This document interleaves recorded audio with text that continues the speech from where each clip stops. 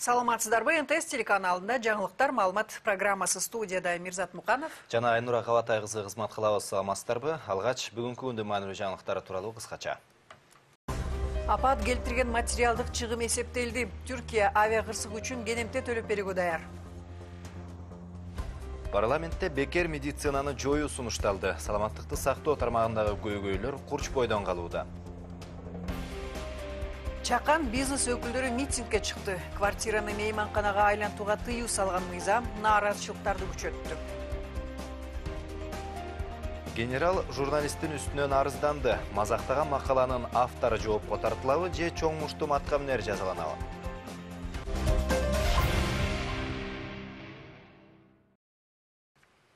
Бүгүн президент Алмазбек Атамбаев учак кырсыгына каза тапкандардын жакындары менен жолугушту.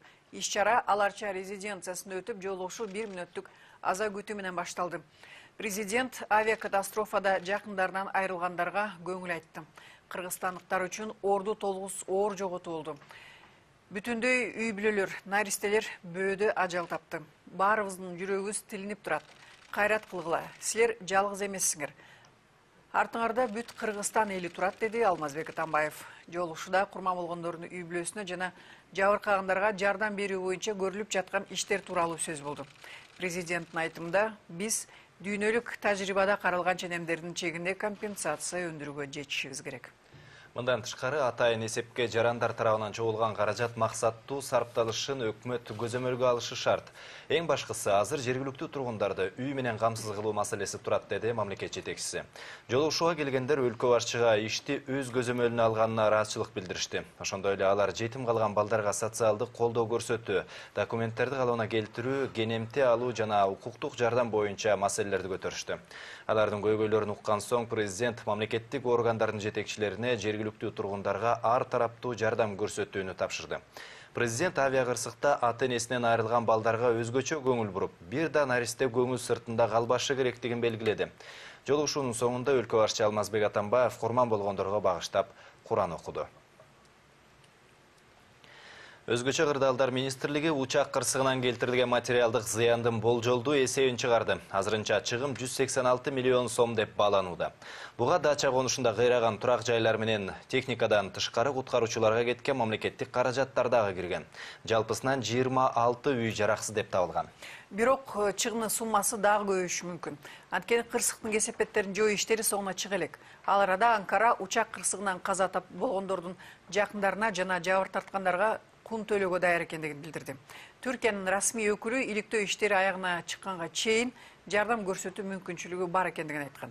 Бул каражат кенемтеден тышкары төлөнүшү ыктымал. Теманы Мирбек Айтикеев улантат.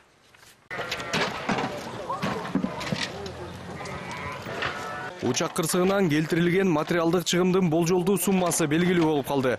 Өзгөчө кырдаалдар министрлигинен кабарлашкандай, Түркияга таандык Boeing 747-400 жүк ташуучу учагынын кулашынан улам келтирилген зыян 186 миллион сом деп бааланууда.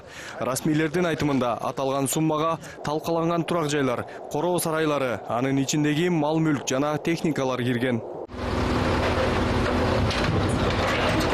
Мындан тышкары кырсыктын кесепеттерин жоюуга кеткен чыгымдар дагы аталган суммага киргизилген. Тактап айтканда, куткаруучулар колдонгон техниканын күйүүчү майы, жаранды коргонуудагы адистердин тамак ашы жана башка чыгымдар 568 миң сом деп бааланган. Адистердин айтымында, учурда учак кулаган жерди тазалоо иштери жүрүп жатат. Демек, жогорудагы сумма дагы өзгөрүшү мүмкүн. Бул акыркы цифра эмес деп ойлойм. Эмнеге дегенде, азыркы учурда дагы тиешелүү жеке курам, ошондой эле инженердик техника, атайын техникалар жеринде иштерди улантылып жатат. Андан тышкары азыр ошол территорияда болгон ошол эки калдыктарды тазалоо боюнча иштер дагы жүрүлүп жатат. Мен оюмча ошол эки цифра дагы өзгөрүлөт. Ал арада түркиялык тарап чыгымдар канчалык эрте эсептелсе, компенсация берүү маселеси тездээрин билдирген. Бул тууралуу маалымат Кыргызстандын транспорт министри Жамшитбек Калилов менен учак кырсыгы боюнча түркиялык комиссиянын төрага орун басары Мустафа Фираттын жолугушуусунда белгилүү болгон. Түрк тарап менен кыргыз тараптын жолугушуусунда түрк тарап ошо Кыргызстанда болуп кеткен ушу кайгылуу окуянын кандайдыр бир материалдык ущерб келтиргенин баардыгын төлөп берүүгө өздөрүнүн оюн айтышты. Андан сырткары канчалык ушу биздин өкмөттүк комиссия ушу канча ущерб келгенин баардыгын дайындап ал тарапка берсе, ошого карата алар компенсация төлөп беребиз деп айтты. Андан тышкары кыргыз расмийлери түркиялык ICT Airlines жана учак камсыздандырылган компаниядан кат алышкан. Ал документте Түркия тарап кырсыкта жакынын жоготкондорго кенемте төлөп берери айтылат. Эске салсак, 16 январдагы учак кырсыгында 39 адам каза тапкан. Алардын 35и Кыргызстандын жарандары болгон. Ошондой эле 19 үй, 12 чарбалык курулуштар талкаланып, 7 үйдүн чатыры кыйраган. Учурда мамлекеттер аралык авиациялык комиссия учактын кара кутусундагы маалыматтарды иликтеп жатат. Кыргыз расмийлери буга чейин эл аралык эксперттердин жыйынтыгы чыккандан кийин гана компенсация төлөө маселеси көтөрүлөрүн билдирген. Мирбек Айтикеев, Манас Бакешов, НТС. Түркиялык белгилүү юридикалык компания авиа кырсыкта жабыркагандарга акысыз кызмат көрсөтүүгө даяр. Сейхан укуктук бюросунун өкүлдөрү кыргызстандык адвокаттарга байланышып, кыйраган учактаандык компаниядан кун өндүрүп берүүгө көмөктөшөрүн билдирген. Бул фирма Түркияда чет элдик жарандардын кызыкчылыгын коргоп келет. Эки өлкөнүн адвокаттары апаатта жабыркагандарга жардам берүү үчүн биргеликте иш алып баруу тууралуу өнөктөштүк келишимине кол коюшкан. Авиакомпания Түркияда катталгандыктан кырсыкка байланыштуу соттук териштирүүлөр ошол жакта өтөт. Кыргызстандык юристтердин лицензиясы ал жакта таанылбагандыктан жабыркагандардын кызыкчылыгын бюро тараптан Хакан Юнжуолу аттуу адвокат коргомой болду. Анын бул жактагы өнөктөштөрү каза тапкандардын жакындарына жана жабыркагандарга соттук иш тууралуу маалымат берип турушат. Келемте талап кылгандар Түркияга барбай деле койсо болот. Эң башкысы алар адвокатка ишеним кат берсе жетиштүү. Юристтердин айтымында материалдык жана моралдык зыян үчүн компенсация Кыргызстанга караганда Түркияда көбүрөөк эсептелинет. Ал эми авиа кырсыкта жабыркагандар үчүн ачылган атайын эсепке 33 миллион сомдон ашык каражат чогулду. Бүгүн кечки саат 17:00 карата 33 миллион 152 миң сом жиналган. Бул тууралуу өзгөчө кырдаалдар министрлиги кабарлады. Атайын эсепке каражат которуу уланууда. Ал эми окуя болгон жерде кырсыктын кесепеттерин жоюу иштери жүрүп жатат. Бүгүн керосин төгүлгөн жерлерге кум жыгаштын таарындысы себилди. Ошондой эле аймак таштандылардан тазаланууда. Керосин төгүлгөн очогунда атайын кум аралашкан опилкалар ташылып төгүлүүдө. Ал опилкалар 1-2 күн тургандан кийин алынып салынып толугу менен ал жерге жер ташылып төгүлүп берилет. Азыркы учурда өзгөчө кырдаалдардын кесепеттерин жоюу боюнча 13 атайын инженер техникалар тартылып, андан тышкары 64 куткаруучулар тартылып жумуш аткарылууда.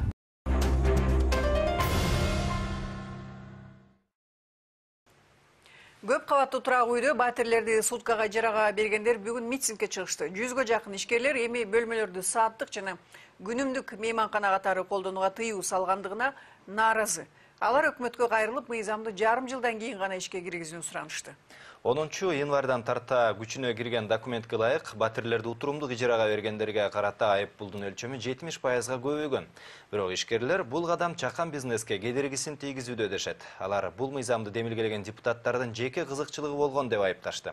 Теманы Нурзада Сыдыкбекова улантат. Өзүн мейманкананын администраторумун деп тааныштырган Елена Ибраимов Москва көчөсүндөгү көп кабаттуу турак үйдөн квартираларды суткалап ижарага берүү бизнеси менен 20 жылдан бери алектенет. Мына бул бир бөлмөлүү батир үчүн саатына 250 сомдон алып турган. Бир түнгө деп коюлган баа 800, ал эми суткасына 1000 сомду түзөт. Бөлмөдө баардык шарттар бар. Телевизор, муздаткыч, интернет коюлган. Бирок ал акыркы убактарда мындай мейманканалар кошуна жашаган тургундардын тынчын алып, ызы чуу жаратып, алган эмес, сойкуканага айланып кетти деген дооматтар менен макул эмес. Здесь в нашей либо идет Бизге келген кардарлар алыскы өлкөдөн же аймактан жумушу менен келген жарандар. Анан азыр сойкукана болуп кетти деп айтып жатышпайбы? Эми ар бир адам өзүнүн акыл эсине жараша ой жүгүртөт. Бизде эч кандай ызы чуу болгон эмес, баары тынч келип тынч кетишет. Ибраимов Москва көчөсүндө жайгашкан дал ушул көп кабаттуу турак үйдүн маңдайында жашаган Гүлмира Самидинова тескерисинче мейманканага келгендер айрыкча жаштар тынчтык бербей жатканын билдирди. Анткени бир подъездде 20 адамдын батири бар болсо, анын баардыгы күн түн дебей кардарларды кабыл алып, бөлмөлөр ижарага берилип турат. Ичишет, спирттүү ичимдиктер ичип согушат, ызычуу кылышат. По ночам даже спокойно спать не можешь от того, что они балкон түбүндө туруп алышат. Яны никто ничего не делает. И молодежь, и такая мындай элдер деле бар да, в принципе. 10 январдан тарта көп кабаттуу турак жайлардагы батирлерди сааттык жана бир түндүктеп ижарага берүүгө тыюу салган мыйзам күчүнө кирген. Буга ылайык административдик жоопкерчилик күчөтүлүп, айыппулдун өлчөмү 70%га чейин көбөйтүлгөн. Ошондо эми мыйзам бузган жарандар 5000ден 8000 сомго чейин, ал эми юридикалык жактар 50000ден 100.000 сомго чейин төлөшү керек болуп калат. Мыйзамдын ишке ашырылышын жергиликтүү өзүн башкаруу органдары менен Ички иштер министрлиги көзөмөлдөйт. Буга макул болбогон ишкерлер бүгүн Максим Горький атындагы паркта митингге чыгышты. Как притоны крышевали милиция, так и крышуют. А они теперь хотят, чтобы мы все у них ноги целовали. Вот мы все, получается, чтобы целовали ноги участковому. Батирлерди утурумдук ижарага берген 100га жакын ишкерлер бул мыйзамдын кабыл алынышы менен чакан бизнестин иши оорлойт дешет. Ал тургай мындай чечимдин кабыл алынышына кээ бир депутаттардын жеке кызыкчылыгы бар дегендер да болду. Мен ал кишини жакшы тааныбайм, бирок угуп атам, ошол кишинин өзү ушундай кылган атыптыр, ошого биздин гостиницаларды жаап атыптыр деген дагы сөздөрдү угуп атабыз. Бирок бизге да тирилик керек да, ошо Кожобек Рыспековдой бизге да тирилик керек. Биз да ошол кишидей болуп, биз да жашап, биз да нан жегенди жакшы көрөбүз мисалы. Ал эт жесе биз да эт жегибиз келет да. Мыйзам долбоордун автору, Жогорку кеңештин депутаты Кожобек Рыспаев бул документ көп кабаттуу үйлөрдөгү батирлерди саатына же суткасына бергендерге гана тиешелүү экенин айтат. Ал эми бир күндөн көп мөөнөткө ижарага берген мейманканаларга эч кандай тоскоолдук жок. Элекөлүү бул жерде жеке кызыкчылыгы болгон деген маалыматты да четке какты. Я клянусь матерью, нет у меня бизнеса такого. Кожобек Жайчыбековичтин уулдарынын мейманканалары бар экен, ошон үчүн ушуну колдоп, ушуну жасап атат деп атат да. Мен Кудайдын астындагы, элимдин астында да, мандатым менен дагы мындай ант берем. Менин балдарымдын дагы, өзүмдүн дагы гостиница бизнесим жок. Жеке ишкерлер уюштурган митинг Максим Горький атындагы сейилбактан кийин Жогорку кеңештин имаратынын алдында уланды. Акция катышуучулары өкмөткө кайрылуу жасап тарап кетишти. Мында мейманкана иштеткендер алган насияларын төлөп бүтүү үчүн дагы жарым жыл убакыт берүүнү суранышты. Нурзада Сыдыкбекова, Бакыт Кошалиев, НТС. Саламаттыкты сактоо тармагындагы мыйзамсыз менчиктештирилип кеткен объектлер боюнча тиешелүү чара көрүлбөй жатат. Бул тууралуу бүгүн парламенттин жалпы жыйынында айтылды.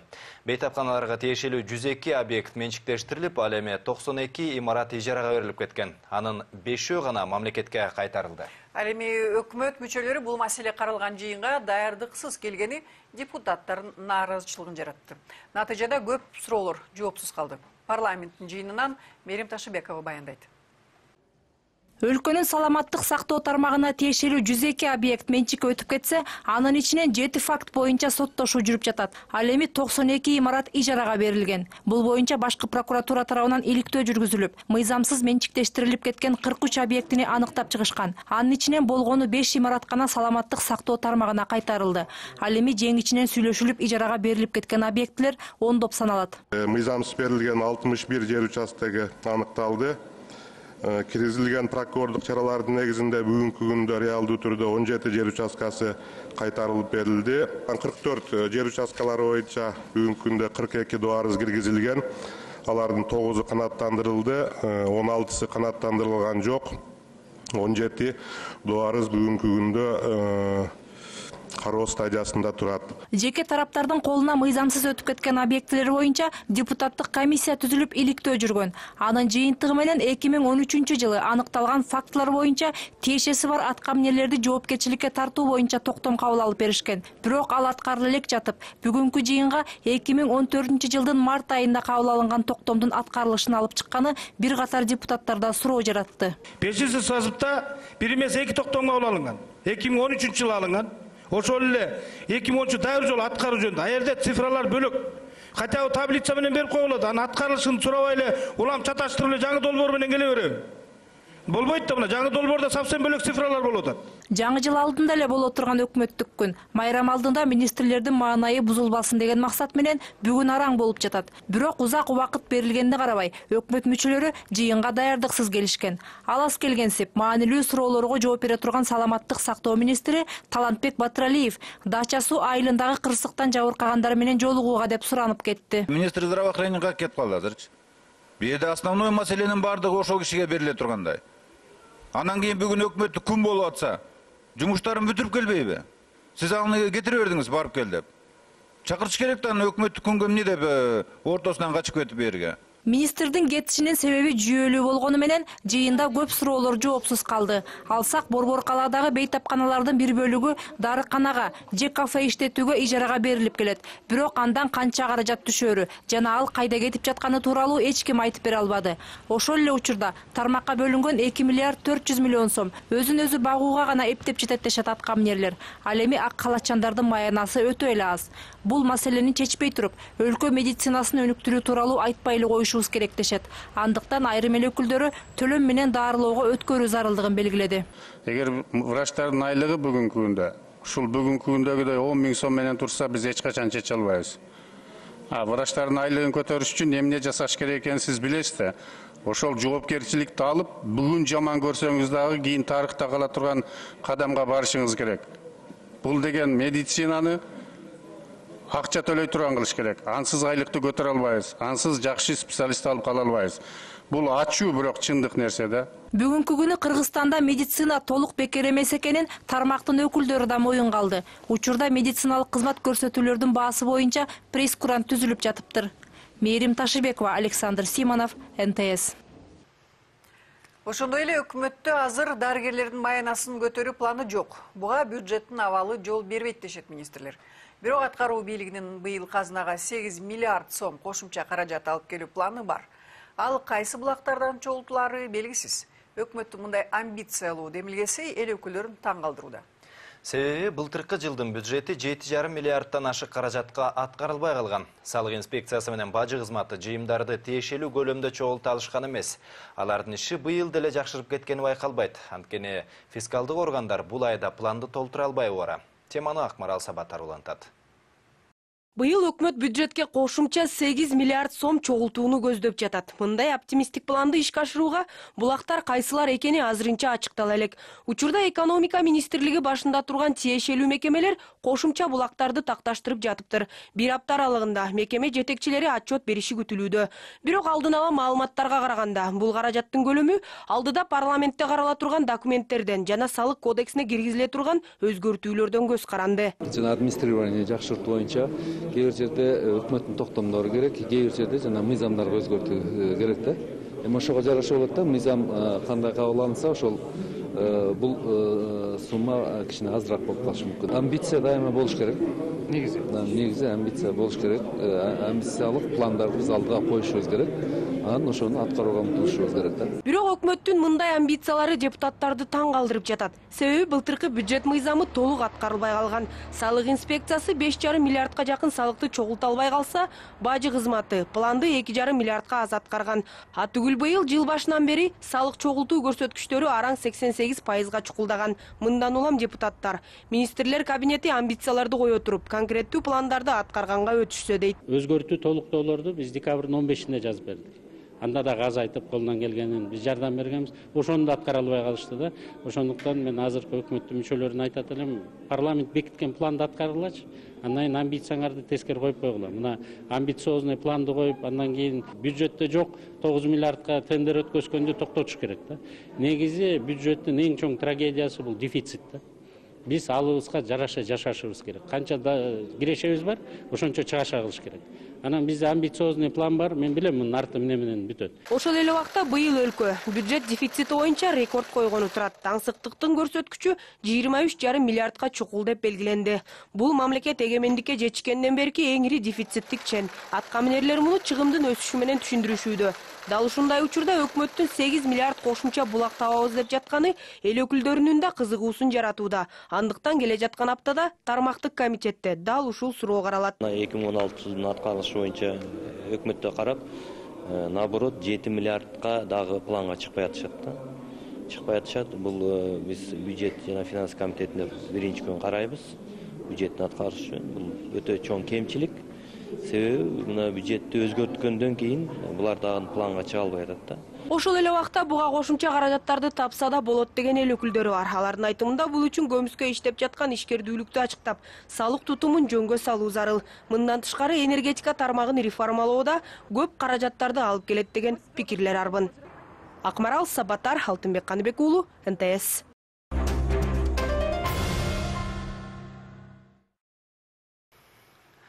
Кыргызстанда бир жума ичинде өспүрүмдөрдүн бычакташканы боюнча 3-чү факты катталды. Бул жолу мындай окуя Нарын шаарында болду. Балдар арасында пикир келишпестик мушташка айланып, өспүрүмдөрдүн бири маки колдонгон. Андан 9-класстын окуучусу бутунан жаракат алып ооруканага жатты. Ага бычак сайган бала эч жерде окубай турганы аныкталды. Учурда соттук медициналык экспертиза дайындалып, териштирүү иштери жүрүп жатат. Эскерте кетсек, жакында эле Ош областынын Араван районунда 2 мектептин окуучулары ортосунда массалык мушташ катталып, ал бычакташуу менен аяктаган. 4 бала ооруканага жатып, 4-өө камакка алынган. Ал эми өткөн аптада ушундай эле окуя Кочкор районунда катталып, анда мушташ бир баланын өлүмү менен аяктаган. Ички иштер министринин орун басары менен гезит журналисти бири-бирине каршы арыз жазышты. Курсан Асанов макаланын автору Аслан Сартбаевди ар намысыма шек келтирди деп айыптап, ММКлар боюнча комиссияга кайрылды. Ал эми сөз эркиндигин коргоо комитети генерал журналистти уруп салгандыгын айтып, башкы прокуратурага арыз жазды. Экөөнүн тирешине гезитке чыккан макала себеп болгон. Анда карикатура тартылып, ички иштер министринин орун басары Курсан Асанов итке салыштырылып көрсөтүлгөн. Буга ачууланган генерал журналистти сабап салганы айтылууда. Жаңжалдын чоо жайы Рахат Жаныбекованын материалында. Генерал менен журналисттин ортосундагы чатакка такушул материал себеп болгон. Аслан Сартбаев гезитке ички иштер министринин орун басары Курсан Асанов тууралуу макала жарыялаган. Ал эми басылманын башкы бетине пул чыккан жерден машкеге айланган Курсан Асановпу деп бакыйта жазылып, ал карикатура менен кооздолгон. Буга ачууланган генерал кафелердин биринде журналистти тумшукка уруптур. Муну Аслан Сартбаев өзү билдирип чыкты. Анын айтымында кафелердин биринде депутат Азиз Турсунбаев менен дагы бир белгилүү ишкер аны чайга чакырат. Көп өтпөй ал жерге ички иштер министринин орун басары Курсан Асанов келип, журналистти кулак түпкө муштап жиберген. Январда болгон Азиз Турсунбаев депутат, Рустам Маманов бизнесмен. Ал экөө бар болчу да. Ошолордун көзүнчө келип мени муштап уруу ийген да. Мен эч жерге арызданган жокмун. Мага чыгышты арызданам тиги бу деп. Анан мен айттым, жок арызданбайм. Болгону коомчулук билсе болду, мага ошол эле жетет деп. Суроом анайында эле кайрылгам да. Ушундай деп гезиттен окусаңыздар ошону түшүнөсүздөр да. Коллаж болсо ал дүйнөлүк практика, ал коллаж жазыла берет. Ал мыйзамдуу эле көрүнүш, аны тиги сотко берсе да мен уталбайт ал боюнча. Генерал менен журналисттин ортосундагы окуя 20-январь күнү болгон. Курсан Асанов өзү Сартбаевдер отурган кафеге барганын жашырбайт. Бирок аны сабаганын тастыктаганда төгүнгө да чыгарган жок. Министрдин орун басары гезиттеги макала анын ар намысына шек келтиргенин айтат. Мыйзам талаасында мен анан кийин ошондо мен ойлойм, соответствующий службалар бар, ошолор разбираться этет. Ар кимдин мен биринчиден адамдык абийирине койдум, экинчиден жараткан Куда Алланын алсында эч кимди алдай албайт. Мен өтө массалык маалымат каражаттарын сыйлайм. Кыргызстанда ошондой болуш керек, сын пикир айтылыш керек, болуш керек. Анын эчтекеси жок аны. Бирок ошол учурда баягы көрдүңүз өзү, коллаж эме болуп чыккан. Жөнөкөй иштерге мен убактымды короткум да келбейт. Сиз журналистти урган эмессиз, Мурашты ким урушка акысы бар? Эч качан урбайт, эч ким. Эч качан андай болушу да мүмкүн эмес. Кандай болгон күндө дагы министрдин орун басары журналистке кол көтөргөнү чын болсо, бул мыйзам боюнча бейбаштыкка кирет. Ал аброюн мушту менен эмес, мыйзам чегинде коргосо болмок дешет адистер. Ошол эле убакта журналисттин адамды шылдыңдап, итке теңеп беделине шек келтиргени да кесиптик этикага туура келбейт. Туура эмес. Ар бир адамдын абийири, ар намысы биздин конституциябызда дагы мындай корголот деп турат да. Журналист ал маалымат жазабы же коллаж жасайбы, ар бир адамдын абийири, ар намысына шек келтирбей турган мазмун болуш керек алдардачы. Да сындаш керек, да катуу жазыш керек, же болбосо ашкерелеш керек. Ашкерелеген нерсесин андай кайра далилдей алганга мүмкүнчүлүгү болуш керек.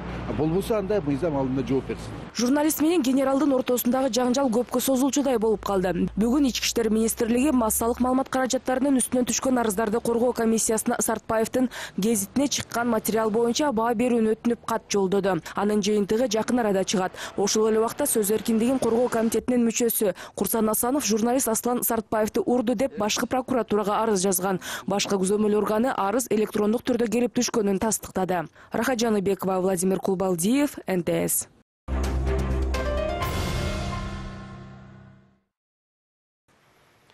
Ырдап бийлеген роботтар, акылдуу күнөсканалар. Бүгүн Бишкек шаарынын номер 61 гимназия мектебинде робототехникалык жана информатикалык долбоорлордун көргөзмөсү ачылды. Анда илимге кызыккан мектеп окуучулары ойлоп тапкан ар түрдүү мүнөздөгү буюмдар коюлду. Балдардын эмгектери көп окумуштуулардын ишинен кем калышпайт. Алардын арасынан күнүмдүк тиричиликке керектүү жабдыктарды кездештирүүгө болот. Жаңы ачылыштарга умтулуп, илим дүйнөсүнө сапар алган улан кыздардын эмгектери тууралуу Кайыр Жайлыбекованын материалында. Бишкек шаарындагы номер 61 физика-математикалык мектебинде роботехникалык жана информатикалык долбоорлордун кезектеги көргөзмөсү болуп өттү.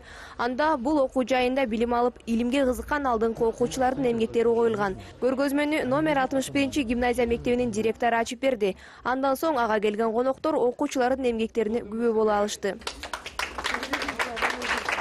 Көргөзмөдө окуучулар ойлоп тапкан ар түрдүү мүнөздөгү жабдыктар, роботтор жана башка көптөгөн техникалык долбоорлорду кездештирүүгө болду. Бул интерактивдүү долбоор акылдуу бала деп аталат. Жашы мектепке жете эле кичинекей бөбөктөргө багытталган.